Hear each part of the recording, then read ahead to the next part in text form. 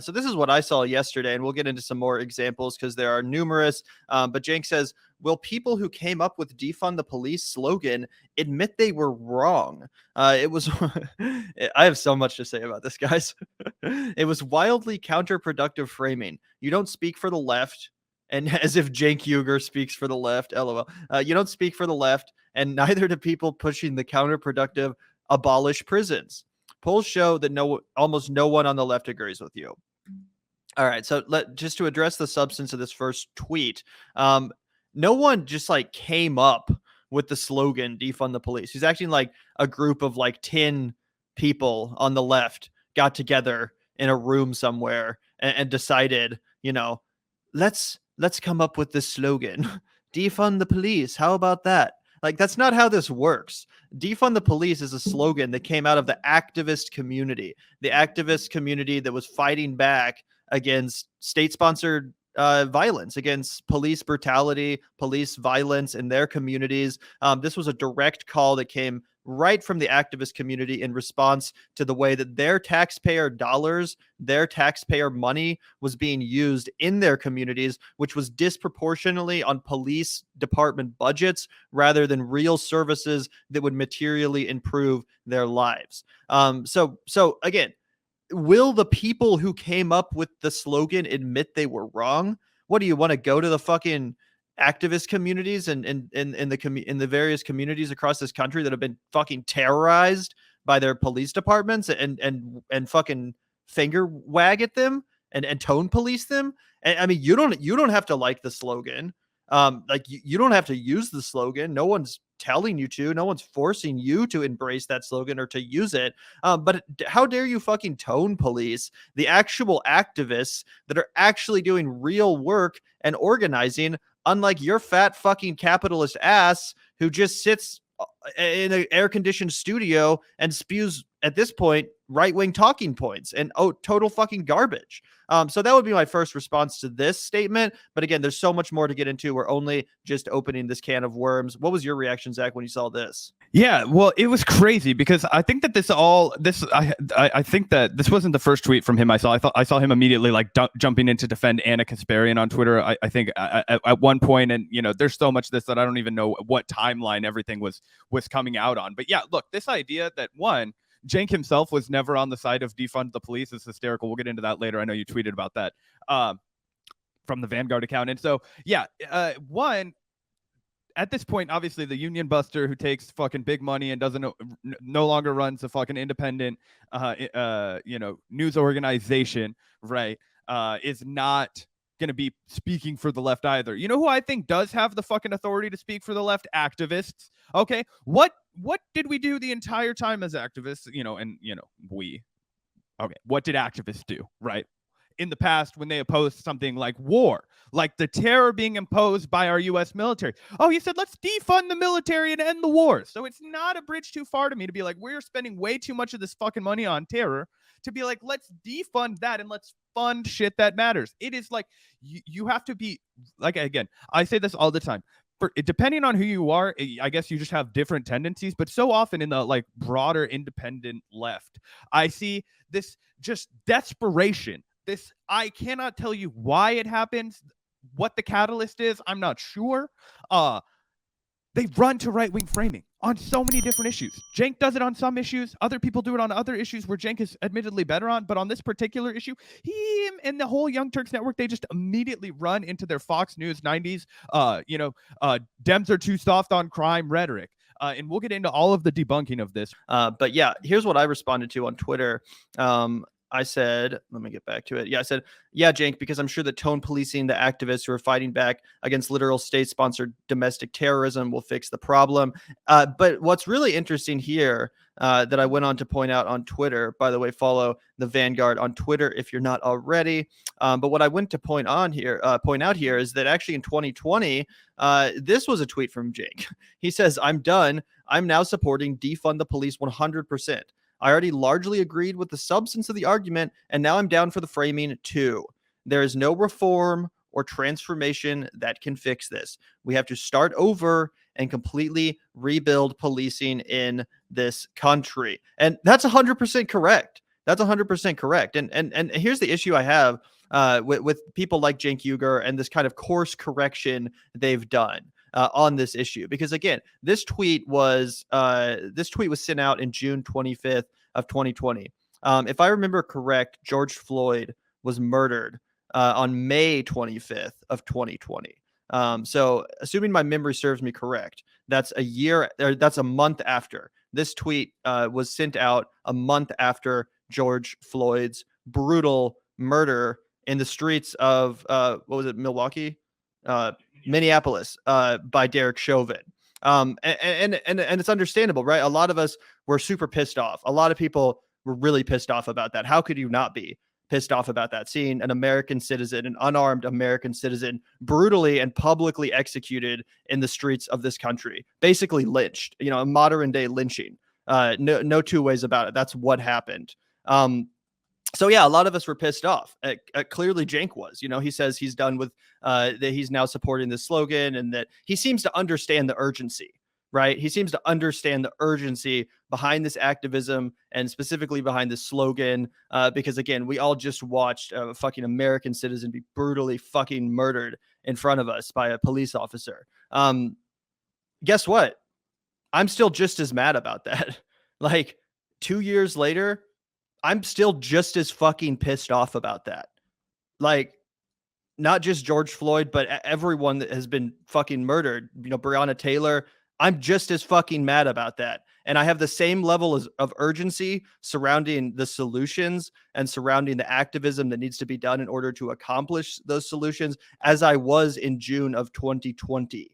Apparently, Cenk let the mainstream media talking points, the right-wing, tough on crime, fucking garbage talking point, apparently he let that get to him and has now retreated from the position that he felt when, again, George Floyd's murder was all very fresh in our minds and the urgency of the situation was at the forefront of the discussion. So that's why I pointed out here, it seems like you understood this slogan perfectly in the direct wake of George Floyd, but now you've retreated from that position. Does another unarmed civilian need to be brutally and publicly executed by the cops for you to get it again?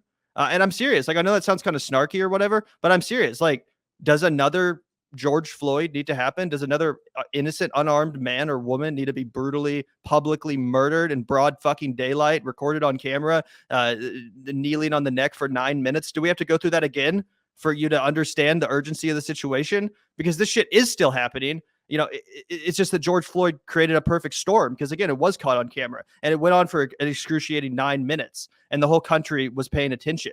But this shit is happening every fucking day. It's just that most of them aren't caught on camera. Most of them aren't, that fucking insanely just perfect to create a shitstorm of controversy. But this is still happening. You're just not seeing it because you live in bougie fucking Beverly Hills or whatever. This isn't your daily reality. This isn't your lived reality. You don't get to experience or even have much of a connection at all to the actual fucking terrorism that goes on, the state-sponsored terrorism that goes on and is carried out by the police departments that, yes, still need to be fucking defunded. Yeah, so a lot to unpack there, and a few more things that I also wanted to point out. So obviously, Cenk has pivoted massively, but he goes on at the beginning of this to portray it as if it's somehow the popular position is to not defund the police.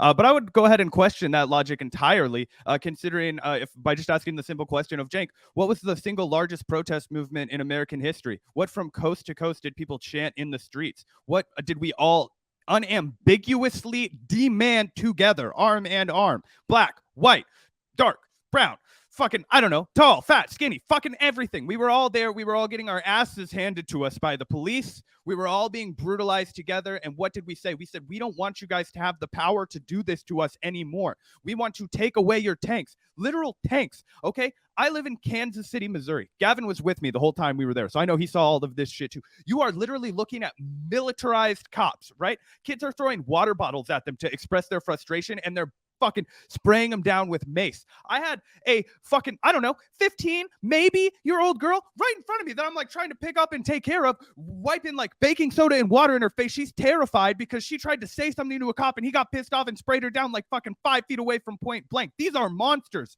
These are fucking gang leaders, the most destructive kind of odious fuckers. They're state-sponsored terrorists, as Gavin said, and they need to be defunded. It is unambiguous to anybody who has ever spent a second with them. And let me just pull this up, right? Because you mentioned, Gavin, that this thing's they only want to talk about this when they're going to make a quick buck on it, right? Cenk Uygur doesn't actually give a fuck about left issues. He cares about cashing in on them. So let's just see. If you just Google TYT crime, right? They're not interested in corporate crime. They're not interested in political crime. They're not interested in any kind of crime. This is I don't subscribe to TYT. I don't Google TYT very often from my private YouTube account, usually just the Vanguard account. If you go into TYT, do your own test.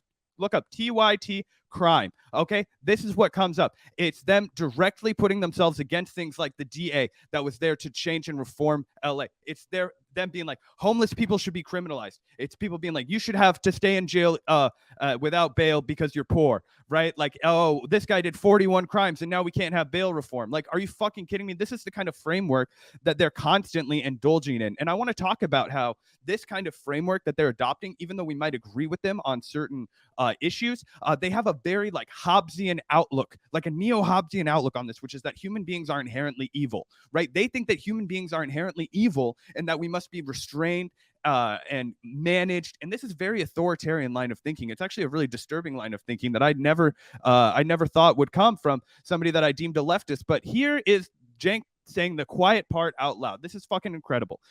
So this is when he goes on. So Nathan Robinson is out here trying to be like, okay, Cenk, like, I think you're a good person, maybe. So let me just go ahead and say what everybody's had on their minds. Like, really, the premise of your question is that serious violent crime is inevitable, whereas prison abolitionists believe it can be prevented from happening in the first place. Now, every single sociological study shows that if you put people in a shitty environment, they're going to commit more violent crime. You put them in a less shitty environment, will they commit less crime? Yes.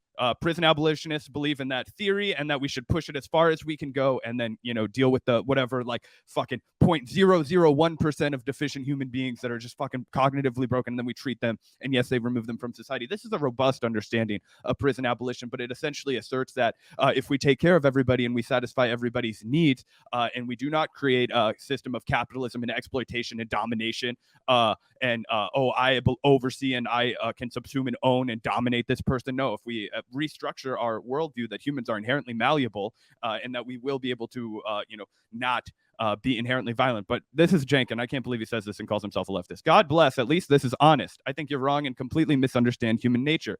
But at least you're not hiding behind we're going to get rid of all prisons and all police.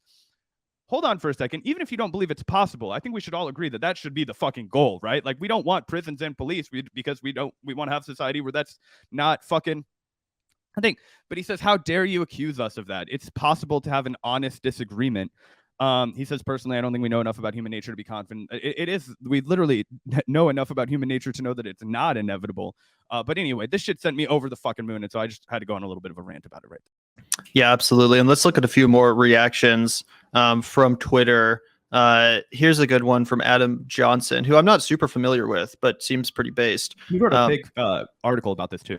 Interesting. I'll have to check that out.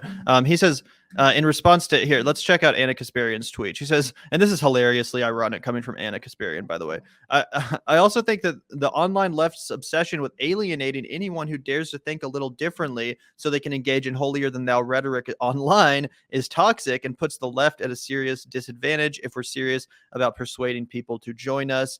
Yeah, I can't imagine the young Turks engaging in holier than thou rhetoric online. Anyway, pretty hypocritical. Adam Johnson, however, responded to that and says literally a half dozen reformers, abolitionists, and formerly incarcerated people have offered to go on your show and debate this with you and Cenk. And so far, it's crickets from y'all. He then goes on to say, also imagine hand-wringing about toxic culture when you and your co-host casually accuse reformers of being heartless asshole criminal lovers, which obviously Cenk did and is a total straw man here. I mean, this sounds like fucking Sean Hannity, guys. So this is a great point, too, by Adam. Like, it's okay to have strategic disagreements. It's okay to say, maybe personally as an advocate for criminal justice reform, I don't think that using the term abolish the police or all cops are bastards or defund the police, like, I get it. There's a spectrum of activists and some people are more aggressive than others. And if you don't personally feel comfortable using that slogans, that's fine. no one's forcing you to fucking use them. But don't straw man the entire fucking movement of people, of prison abolitionists, of people that are trying to defund the police. Don't straw man them as if they love criminals and, oh, you're just simping for the crooks. It's such a reductive and just plain straight up straw man of an argument. And as Adam points out, dozens and dozens of serious, not just like fucking YouTube hosts like Zac and Gavin, but like, or sorry, that like me and Zac, actual reformists, actual abolitionists, and literally people that were once incarcerated themselves have offered to have a dialogue with Cenk and Anna. I've seen people that again have a following in the criminal justice community, and they're seeking to reform the prison industrial complex and all this stuff. Good faith people, again, not losers on YouTube or whatever. These people have offered and have begged Cenk and Anna, like, please, can we just have a dialogue about this? Can we please just explain our point of view on this subject matter, because of the way that you guys are portraying it on your show? Again, one of the biggest online left shows, one of the biggest platforms when it comes to online leftist discourse is TYT. So these people are saying, yo, if you're going to talk shit about our movement and about our verbiage or our language, if you're going to tone police us and straw man us and argue in bad faith against our goals, can you at least invite some of us on to have a discussion about this, to have a dialogue about this issue, which is obviously very important and which should happen? And it's just crazy to me that instead of taking up any of these people on their offer, TYT just keeps doubling down. They keep doubling down. They keep sounding more and more like freaking right-wing lunatics, so much so that, here, let me show you. Let's see the kind of people that are agreeing with Cenk these days. Oops. Tim Pool. Good job, Cenk. Good job, Cenk. You got fucking Tim Pool as an ally in your quest to bring down police abolitionists and advocates for criminal justice reform. Good fucking job. You're now in league with disgusting right-wing grifters, because you sound like such a right-wing loser, like such a Fox News fucking talking point machine. So yeah, this is the status of the Young Turks. Pretty crazy stuff, frankly. It seems like I said, instead of taking some introspection from all the backlash they've received, they've only doubled down to reinforce just what right-wing talking points that TYT has been spreading lately. Again, I just want to remind you, Tim Pool is now Cenk's biggest fan. Cenk nails it. Here's another one where he says, come on the show sometime, Cenk. We'd be honored to have you. I know you're a busy guy, but let us know if there's a way to make it work. Imagine putting out a take that's such dog shit that basically everyone on the left, basically universally across the board, is like, this is dog shit, except for Ben Burgess, I guess. But everyone but Ben Burgess on the left is like, this is dog shit. And then the one person like defending you ardently is Tim Pool. Jesus Christ, couldn't be me. Anyway, let's go down here, because this is the one where he says Cenk is completely right. And I wanted specifically to address the substance of this clip, because they literally, yeah, we'll get into it. I can't help it. I'm going to say one more thing. You guys understand, right, what the prevalence of violent crime does to a voter's state of mind, especially when these elections come up. Just something to keep in mind as huge portions of the left continue to completely minimize the reality of violent crime in America. It puts us at a disadvantage if we pretend like it's not happening. We have to address it, and we have to address it in a robust way that ensures that we direct the country in the area, in the place that we want it to go when it comes to criminal justice reform. Otherwise, if all citizens get from the left is messaging that minimizes the reality and no real solutions, well, then they're going to look to the right wing, which I don't want, when it comes to no criminal justice reform, and essentially allowing that pendulum to swing right back to the tough on. And by the way, just to cut in real quickly, I know a lot of people that are in the criminal justice advocacy community that are ardent police abolitionists that absolutely support defunding the police. None of these people downplay the reality of crime, or like none of them are out here saying like, oh, actually crime, it's good. I love it. I wish there was more of it. Like, this framing is just such a disingenuous pile of dog shit, such a straw man over and over again. Again, even the people that are the most ardent police and prison abolitionists do not downplay crime. They're not whitewashing the reality of crime. They're not fucking saying that crime is good and that criminals are good. Like, that's just a straight up straw man, dishonest to the core. I don't know, not me, man. I think the criminals are based. Crime, mass incarceration policies. We need to avoid that. So I think that what happened in Sweden is foreshadowing, but I'm sure I'll get a lot of hate for even saying that. I know. No, I'll go further. First, back to the doner kebabs. No, I'm kidding. All right.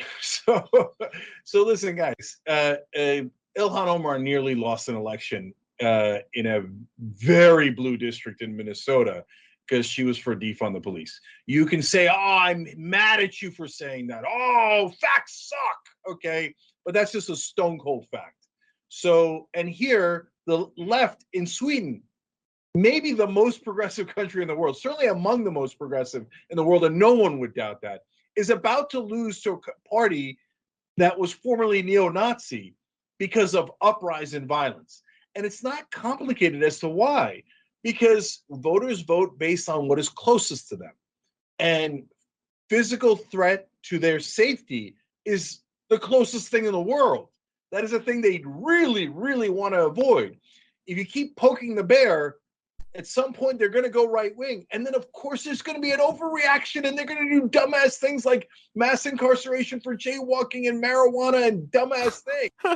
As if mass incarceration for marijuana is not something that's literally currently happening under our fucking system, which is why people are advocating for the defunding of police departments. You fuck, which lock up black people at a 4 times higher rate for said crime of possessing or selling or whatever cannabis. 4 times higher rate. Black people are incarcerated for that crime. And you're acting like, oh, isn't this crazy? And excuse me, earlier I was saying Cenk was on some Fox News talking points, that they were doing Fox News talking points. Well, these now are MSNBC talking points. What does MSNBC and all these corporate Democrat swine, what do they fucking say every time a Democrat loses? It's because defund the police. It's because the left went too far. It's because everyone, focused the conversation on defund the police. That's immediately the card they pull. They're the first to blame the activist community, the police activists. That's always the line they use. People like Claire McCaskill are fucking, chomping at the bit, ready to blame defund the police for every single loss of the Democratic Party. And here's Cenk feeding right into it. Oh, Ilhan Omar almost lost. Must be because of defund the police, not because corporate America and the Democratic Party funneled probably hundreds and hundreds of thousands of dollars into ads against her and into her opponents' coffers, who, unlike Ilhan Omar, was willing to take corporate money. Oh, it doesn't have anything to do with that. It's because of fucking defund the police. What brain dead, fucking brain rot, stupid bullshit are you saying, Cenk? I mean, it's no wonder that Tim Pool is saying you're completely right, because you sound like a fucking right winger. Oh yeah, and on top of that, we can put up this article I've got right here that kind of validates exactly what you said. Minnesota's Ilhan Omar faces an expensive Democratic primary challenge. I'm pretty sure they almost outraised her by double. Okay, she still gets reelected. Another thing that they constantly fucking opine about, and these are the like, oh, we're respectable Democrats, right? They'll talk about like her fucking immigration status and like who she was married to and all these fucking things and yada yada yada, and indulge these like crazy right wingers. That all gins up skepticism about her, right? And it's, of course, racially motivated as well. I think it's a little bit, her opponent that the Democrats were trying to unseat her with was also a black man, but there's no doubt that the fact that she's a woman refugee kind of like plays into the, national hatred of the woman. And I don't think that does her any favors when she's running for re-election. Not that, of course, I've agreed with her on every policy decision. Yeah, Ilhan Omar nearly lost her race. No, she didn't. Yeah, exactly. Yeah, exactly. As it says here, there's no mention on her website of defunding the police. She's not even for defunding the fucking police. So they're literally just making things up now. Maybe like once or twice have I seen Ilhan Omar make a tweet about that. Like maybe back during the George Floyd protest, did I see her come out? But like when you say Ilhan Omar to most people, the first policy position that jumps to their mind is not defund the police. If anything, the more controversial policy position that Ilhan Omar has correctly leaned into is the criticisms of Israel and the criticisms of AIPAC.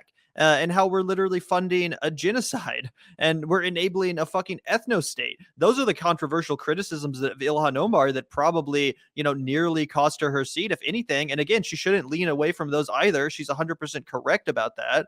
But no one even associates Ilhan Omar with fucking defund the police, or to whatever extent they do, it's just right-wing talking points and right-wing framing. As it says here, she doesn't even have it on her website. She's not even in support of defund the police, according to her official campaign platform. So now, again, like a fucking straight up brain dead MSNBC liberal, whenever you see a progressive losing or almost losing, your first move is just to pull the defund the police card. Well, too bad she leaned into defund the police, even though she fucking didn't. You're literally giving into right-wing framing. You're literally giving into the way the corporate Democrats want you to think about this issue, without pushing back on it whatsoever or giving the actual specifics of why Ilhan Omar nearly lost her race. It wasn't because fucking defund the police. Now, in like Zach and I's, we grew up in Johnson County, Kansas, pretty, affluent area, so to speak, pretty centristy, pretty, neoliberal, whatever you want to say. If you're running in that district, is it a good idea to, make the slogan defund the police like the fucking pinnacle of your campaign, the number one issue you support? Probably not. That's probably not going to go over super well with those voters. Should you still support it? Yeah, because it's the right position. But admittedly, not every district, not every candidate, it's probably not the best position for every, one running for office to embrace. Because again, depending on where you live, the people might not be so receptive to that message, specifically in suburban communities that don't have a lot of that, police violence in the first place. Those people aren't in touch with that reality because it's not the reality of their community. So, that's fair to say. But again, Ilhan Omar wasn't even running on the slogan. It's not like defund the police was her fucking major, the main thrust of her campaign at all. It's not even something she mentions. I can't find a single tweet from her where she says to defund the police. You're literally just making shit up. Yeah, and on top of that, let's remember for a second, let's scratch our heads and try and use them as fucking more than a hat rack, Cenk, as my mom used to say to me. Where the fuck is Ilhan Omar? Where's her district? Oh, I remember. Minneapolis, Minnesota. That's where her district is. What happened? I know you have short-term memory, Cenk, with the tides, right? But what happened in Minneapolis, Minnesota? Oh, yeah.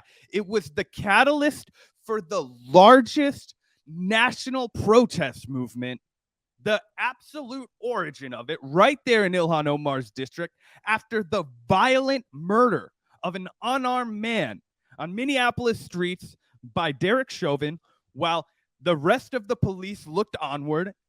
It was caught on camera, and it created a fury in that town. Why? Because people wanted to defund the police. Don't fucking tell me they didn't. They burned the police station to the fucking ground. People were out in force like they'd never fucking seen in white as fucking snow, Minnesota. Okay, it used to be, there is a robust, growing fucking, minority community in Minnesota, right? But for the longest time, and still to this day, it is a very, very white. It is not as like, culturally diverse as coastal cities. Okay, this is northern Midwest, and they were out in force. I can't understate this. I have to keep bringing it up, which is crazy to me because it was one of the most fundamental and seared in moments of my entire life. Everybody seems to have forgotten that. I mean, my sister was there in Minneapolis. I was getting phone calls every day. She was at the Capitol. The whole fucking city was there demanding this fucking happen. Okay, so don't tell me that Ilhan Omar, that her constituents don't want to defund the police. They went out in force and inspired the rest of the entire country, from fucking San Diego to Albany. The entire country was out in force to defund the police because of what happened on the streets of Minneapolis, where Ilhan Omar represents.